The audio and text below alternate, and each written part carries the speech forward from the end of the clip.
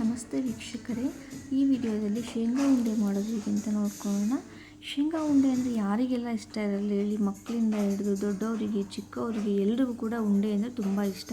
ಹಾಗಿದ್ರೆ ಬನ್ನಿ ಈ ಶೇಂಗಾ ಉಂಡೆ ಮಾಡೋದು ಹೇಗೆ ಅಂತ ನೋಡ್ಕೊಳ್ಳೋಣ.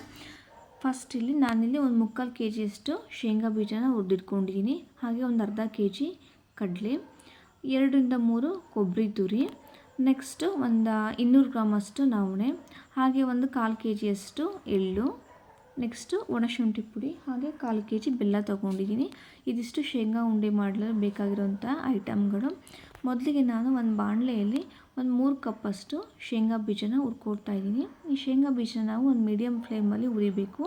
ಹೈ ಫ್ಲೇಮಲ್ಲಿ ಹುರಿದ್ರೆ ಏನಾಗುತ್ತೆ ಅಂದರೆ ಶೇಂಗಾ ಬೀಜ ಎಲ್ಲ ಬೇಗನೆ ಕಪ್ಪಾಗುತ್ತೆ, ನೀಟಾಗಿ ರೋಸ್ಟ್ ಆಗೋದಿಲ್ಲ.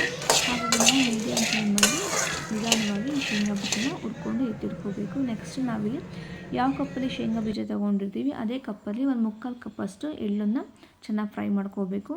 ಇದಾದಮೇಲೆ ನೆಕ್ಸ್ಟು ಅದೇ ಕಪ್ಪಲ್ಲಿ ಒಂದು 3/4 ಕಪ್ಪಷ್ಟು ನವಣೆ ಅಕ್ಕಿನ ಕೂಡ ತೊಗೊಂಡು ನಾವು ಫ್ರೈ ಮಾಡ್ಕೋಬೇಕು.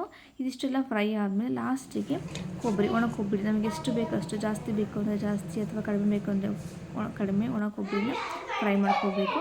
ಇದೆಲ್ಲದನ್ನು ಕೂಡ ತರಿಯಾಗಿ ರುಬ್ಕೋಬೇಕು. ಕಾಯಿ, ಒಣ ಕೊಬ್ಬರಿ, ಶೇಂಗಾ, ಎಳ್ಳು ಎಲ್ಲದನ್ನು ಕೂಡ ನಾವು ತರಿಯಾಗಿ ರುಬ್ಕೊಂಡು ಒಂದು ಪಾತ್ರೆಯಲ್ಲಿ ಹಾಕ್ಕೋಬೇಕು. ಇದು ನೋಡಿ ಫ್ರೆಂಡ್ಸ್, ಈ ಥರ ರುಬ್ಕೋಬೇಕು.